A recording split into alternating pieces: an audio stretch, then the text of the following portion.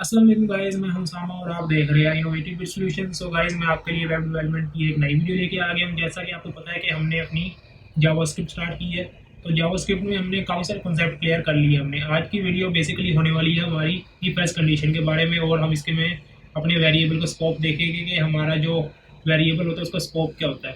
तो if else condition में तो हम अपनी इफ एल्स कंडीशन का यूज़ करेंगे, और उसके अलावा स्कोप वेरिएबल में मैं एक आपको ब्लॉक बना के दिखाऊंगा और आपको दिखाऊंगा कि आप अपने वेरिएबल को किस तरह यूज़ कर सकते हो। ब्लॉक के अंदर उसका स्कोप क्या होता है और ब्लॉक के बाहर आपके वेरिएबल का स्कोप क्या होता है। तो स्टार्ट करते हैं अपनी वीडियो।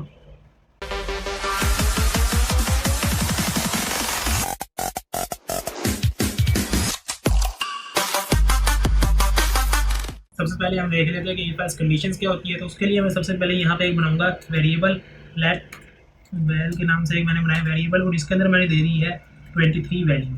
और यहाँ पे मैं लगाऊंगा इफ लिख के, जो है जैसे ही ये देखो यहाँ पे आ रहा है if else statement, if statement नीचे है इफ एल्स। अभी हम देख लेते हैं सिर्फ इफ को, इसमें मैं जैसे ही एंटर करूँगा तो ये देखो उसने मुझे कुछ टेम्पलेट बना के दे दी है। अब यहाँ पे देखो, यहाँ पे लिखा हुआ कंडीशन, और हमारे पास ये एक बन गया ब्लॉक, जो कर्ली ब्रैकेट्स के अंदर हमारा आता है ना, वो हमारा एक ब्लॉक है। अब यहाँ पे कंडीशन हम लगाएंगे, मैं लगाऊंगा यहाँ पे condition well equal to 23। Equal to हम यूज़ करते हैं अपने, यानी कि वो कंपेयर करवाने के लिए कि हमारी दोनों वैल्यू सेम है। सिंगल इक्वल हम यूज़ करते हैं असाइनमेंट ऑपरेटर के तौर पे, यानी कि कोई वैल्यू हमने असाइन करनी हो ना वेरिएबल के अंदर, तो तब हम अपना क्या यूज़ करते थे, अपना असाइनमेंट ऑपरेटर यानी कि सिंगल इक्वल का यूज़ करते थे। लेकिन अब हमने करवानी है, हमने कंपेयर करवानी दोनों वैल्यूज़ को, कि हमारे पास जो वैल के अंदर वैल्यू है और 23 है, ये दोनों सेम है, तो हम डबल इक्वल का यूज़। तो यहाँ मैंने लिख दिया, और यहाँ मैं कंसोल में जाके लिख दूंगा कंसोल डॉट लॉग, और यहाँ मैं लिख दूंगा करेक्ट इसी। ठीक है, तो अब जाओगे, जब मैं अपना यहाँ कंसोल में चेक करूँगा ना, तो यहाँ पे मुझे क्या मिलेगा, जिसको मैं रिफ्रेश करता हूँ तो मुझे क्या मिल रहा है, करेक्ट। लेकिन अगर यहाँ पे अपने वेरिएबल के अंदर मैं वैल्यू चेंज करता हूँ, यहाँ पे मैं इसको 25 कर देता हूँ, तो अब देखना यहाँ पे मुझे कोई वैल्यू नहीं मिलेगी, यानी कि हमारे पास कंसोल हमारा बिल्कुल खाली हो जाएगा, क्योंकि हमारी कंडीशन फॉल्स हो रही है। तो ये असल में इफ एल्स कंडीशन हमारे इस बेस पे काम करती है कि अगर उसको ट्रू मिलता है तो उसका जो ब्लॉक के अंदर हमने जितना भी कोड दिया होता है वो हमारा रन हो जाता है, नहीं तो हमारा कोई भी कोड रन नहीं होता। अगर मैं यहाँ पे इसको ट्रू कर दूँ ना, इसकी जगह पर मैं सिर्फ सिंपल इसको ट्रू पास कर देता हूँ, कोई भी मैं कंडीशन पास नहीं कर रहा, तो हमारा ये कोड चल जाएगा। और अगर मैं इसकी जगह पे इसको फॉल्स पास कर देता हूँ तो हमारा कोड नहीं चलेगा। अब देखना, मैं इसको फॉल्स करता हूँ तो हमारा जो ब्लॉक के अंदर कोड था ना, वो हमारा नहीं चला। तो ये जो इफ एल्स कंडीशन है ना, ये यानी कि हम कंपेयर करने के लिए यूज़ करते हैं। हम यहाँ पे कंडीशन लगाते हैं कि अगर हमारी वैल्यू सेम हो रही है, या हमें यहाँ पे डिफरेंट ऑपरेटर्स का यूज़ करते हैं, यानी कि less than, equal to, greater than, equal to, इस तरह के हम ऑपरेटर्स का यूज़ करके ना अपने काम कर लेते हैं। अब यहाँ पे तो ये हो गया सिर्फ इफ। हम इसके साथ एक लगाते हैं एल्स। एल्स हम इसलिए लगाते हैं कि अगर हमारा इफ काम नहीं करता तो हमारा एल्स वाला काम कर पड़े। तो यहाँ पे मैं लिख देता हूँ कंसोल डॉट लॉग, और इसमें मैं लिख देता हूँ वो। अब देखना, अगर अब ये वाला नहीं चलेगा ना, यहाँ पे मैं कंडीशन फिर लगा देता हूँ, मैं इसको कर देता हूँ वेल इक्वल टू 23। तो इसको मैं अभी वैल्यू कर देता हूँ 23। तो अभी 23 है, तो हमारे पास ये करेक्ट वाला हमारा चल पड़ेगा। तो ये देखो हमारा करेक्ट वाला चल पड़ा है। लेकिन अगर मैं यहाँ पे वैल्यू कर देता हूँ चेंज, इसको मैं कर देता हूँ 27, तो ये देखो अब हमारे पास रॉन्ग हो गया। तो इफ एल्स कंडीशन हमारी ये काम करती है कि अगर हमने सिर्फ इफ लगाया है तो हमारा वो कोड तब चलेगा जब तक हमारी कंडीशन ट्रू है। जैसे ही वो हमारी कंडीशन फॉल्स होगी, हमारा कोई भी कोड नहीं चलेगा। लेकिन हम एल्स वाले कोड के अंदर लगा के ये बता सकते हैं कि अगर हमारा इफ नहीं चल रहा तो हमारा एल्स चल पड़े। तो इससे हमें ये पता चल जाता है कि हमारा इफ में जो वैल्यू थी वो हमारी फॉल्स होगी, तो इसलिए हमारा एल्स चल पड़ा है। अगर हमने इफ एक से ज़्यादा लगाने हैं, यानी कि यहाँ मैं चेक करवा रहा हूँ कि वैल इक्वल टू 23 है, अगर मैं चेक करवाना चाहता हूँ कि ये चेक करे कि 25 भी हो, 27 भी हो, तो उसके लिए मैं यूज़ करूँगा एल्स इफ का। यहाँ पे मैं नीचे जाऊँगा, यहाँ मैं लगाऊंगा एल्स इफ, ELSE, उसके आगे मैं लगाऊंगा इफ। यहाँ से मैं क्या करूँगा, एक और कंडीशन दे सकता हूँ। ये इसका सिंटैक्स है एल्स इफ का, और यहाँ पे मैं इसको क्या कर देता हूँ, वैल इक्वल टू 25। तो जब 25 हो तो ये कंसोल में क्या प्रिंट करे, ये कंसोल में प्रिंट कर दे सिंपल 25 को। तो अब देखना इसको अगर मैं 25 करता हूँ ना, तो अब हमारे पास ये वाली स्टेटमेंट रन होना है। तो यहाँ हम देखो आपके पास 25 आ गया। आप यहाँ पे जितनी मर्जी एल्सिफ लगा सकते हो। अब मैंने एक लगाया, आप यहाँ पे इसको डुप्लीकेट करके जितनी मर्जी लगा दो। यहाँ पे आप इसको 27 के लिए भी चला सकते हो, इसको 27 कर दो, और यहाँ पे जैसे आप वैल्यू इसकी 27 करोगे और आपका यहाँ पे अब ये वाला रन हो जाएगा। तो यहाँ पे देखो आपके पास 27 आ गया है। ठीक है, तो इस तरह आप अपने एल्स इफ कंडीशन को यूज़ करके, इफ एल्स कंडीशन को यूज़ करके अपना सारा काम बहुत ईजिली कर सकते हो। ये कंडीशंस बहुत ज़्यादा काम आती है। हमने आगे चल के जब हम लॉजिक्स वगैरह अगर बनाएंगे तो वहाँ पे हमें इफ एल्स कंडीशन का यूज़ करके अपने सारे काम करेंगे। तो ये एक हमारे पास होती है नेस्टेड इफ एल्स कंडीशन, यानी कि हमारे पास इफ एल्स के अंदर हम और इफ एल्स कंडीशन का यूज़ कर सकते हैं। जैसे अब यहाँ पे ये इफ़ यूज़ हुआ पर है, इस वाले कोड को अभी के लिए मैं कर देता हूँ ख़त्म, ताकि हमारे पास एक सिंपल इफ एल्स कंडीशन बन जाए। अब मैं चाहता हूँ कि जो इफ एल्स कंडीशन है ना, इसके अंदर मैं एक और कंडीशन लगाऊँ, यानी कि इफ़ के अंदर अगर हमारी इफ़ वाली कंडीशन ट्रू होती है, उसके अंदर जाके एक बार फिर चेक करें।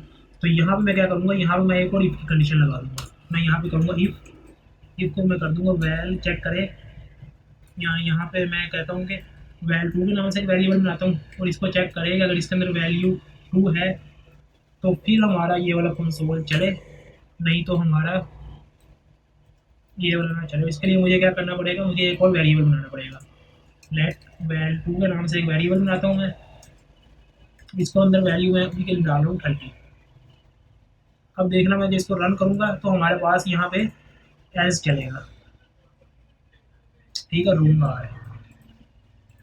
अब मैं कहता हूँ कि मैं अपने जो वैल 1 है ना, उसकी मैं वैल्यू करता हूँ 23, ताकि हमारा ये इफ चले। लेकिन इसके अंदर वैल 2 के अंदर वैल्यू मैंने अभी 30 रखी हुई है, तो अंदर वाली कंडीशन हमारी फॉल्स हो रही है, तो हमारे पास कोई भी रिजल्ट नहीं आएगा। ठीक है, हमारा कंसोल क्लियर है, हमारा कोई भी रिजल्ट नहीं आया। इसको ट्रू करने के लिए मुझे क्या करना पड़ेगा, ये वैल के अंदर वाली वैल्यू को भी ट्रू करना पड़ेगा, ताकि ये वैल्यू इससे मैच हो और हमारा रिजल्ट आ जाए। तो ये देखो अब आपके पास करेक्ट आ गया। आप यहाँ पे greater than less than equal का भी यूज़ कर सकते हो। जैसे कि अब यहाँ पे जैसे अब इसको मैं कर देता हूँ, अगर ग्रेटर देन 2, इसको मैं कर देता हूँ वैल्यू 2 ग्रेटर देन 2 हो तो हमारी चले। अब इसको मैं अगर 30 भी कर दूंगा ना, तब भी हमारी ये वाली कंडीशन चलेगी। तो मैंने कर दिया, तो हमारा करेक्ट चल रहा है। अगर मैं इसको यहाँ पे कर देता हूँ लेस देन, तब हमारा नहीं चलेगा, क्योंकि अब मैं कह रहा हूँ कि अगर वैल्यू 2 से छोटी है तो फिर चले। तो वैल्यू तो 2 से छोटी नहीं है, 2 से बड़ी है, इसलिए हमारा अब नहीं चलेगा। तो ये कुछ एवरेज कंडीशंस वगैरह जिसका यूज़ करके आप अपने आगे जाके लॉजिक्स वगैरह लिखेंगे, तो हमारे लॉजिक वगैरह बहुत आसान हो जाएगा अगर आपको ये फर्स्ट कंडीशन अच्छी तरह समझ आ जाएगी। इसलिए आप इस पर इसकी प्रैक्टिस करना बहुत अच्छे तरीके से। अगर कोई चीज़ समझ नहीं आएगी तो आप कमेंट्स में पूछ लेना। अब मैं आपको बताता हूँ कि हमारे वेरिएबल का स्कोप क्या होता है। इस वाले सारे कोड को मैं कर देता हूँ कमेंट, और अपने सिर्फ इस वैल वाले वेरिएबल को रख रहा हूँ। ठीक है, अब मैं यहाँ पे जाकर बनाता हूँ एक सिंपल ब्लॉक। ये मैंने एक ब्लॉक बना दी है। यहाँ पे मैं लिखता हूँ console.log, और इसके अंदर मैं वैल को करवा रहा हूँ प्रिंट। तो आपके पास सिंपल 23 आ जाएगा, जो कि हम स्टार्टिंग से करते आ रहे हैं। ठीक है, आपके पास यहाँ पे 23 आ जाएगा। लेकिन अगर यही वाला console.log मैं इस मुझे जो मैंने ब्लॉक बनाया इसके अंदर लिखूँ, तो आपके ख्याल से क्या आएगा, 23 आएगा इसमें? चेक कर लेते हैं।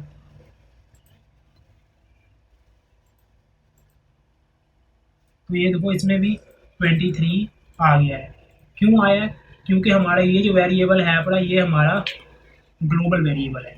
ग्लोबल वेरिएबल ऐसा होता है जो जिसको हम अपने यानी कि कहीं से भी उसको एक्सेस कर सकते हैं।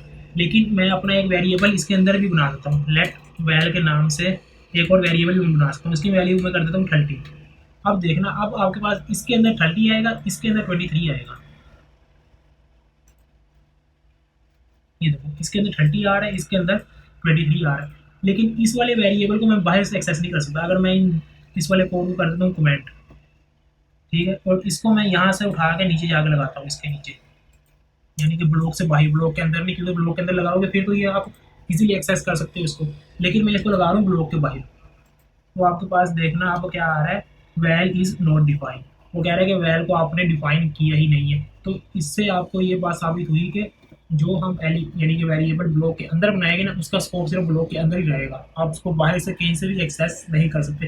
तो आप जो भी वेरिएबल यानी कि आप आगे चल के लूप्स वगैरह करोगे, मैंने इफ एल्स कंडीशन बताई है, तो ये देखो ये हमारा ब्लॉक है। इसके अंदर अगर आप किसी वेरिएबल को डिक्लेयर करते हो, उसको इनिशियलाइज करते हो, तो आप सिर्फ उसको ब्लॉक के अंदर से ही एक्सेस कर सकते हो, उसको आप बाहर से कहीं से भी एक्सेस नहीं कर सकते। लेकिन जो आपका यानी कि वेरिएबल आपने बाहर बनाया है, वो आपका ग्लोबल वेरिएबल है, उसको आप कहीं से भी एक्सेस कर सकते हो। तो ये है पूरा सिंपल सा वेरिएबल का स्कोप।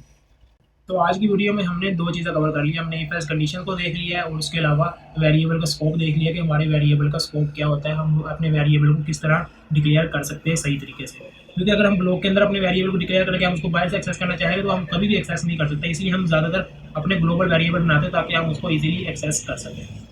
तो गाइस, अगर ये वीडियो आपको पसंद आई है तो इस वीडियो को लाइक कर दो, मेरे चैनल को सब्सक्राइब कर दो और इस वीडियो को सेव भी कर लो, इस प्लेलिस्ट भी सेव कर लो। मिलते हैं अपनी नेक्स्ट वीडियो में, तब तक अल्लाह हाफ़िज़।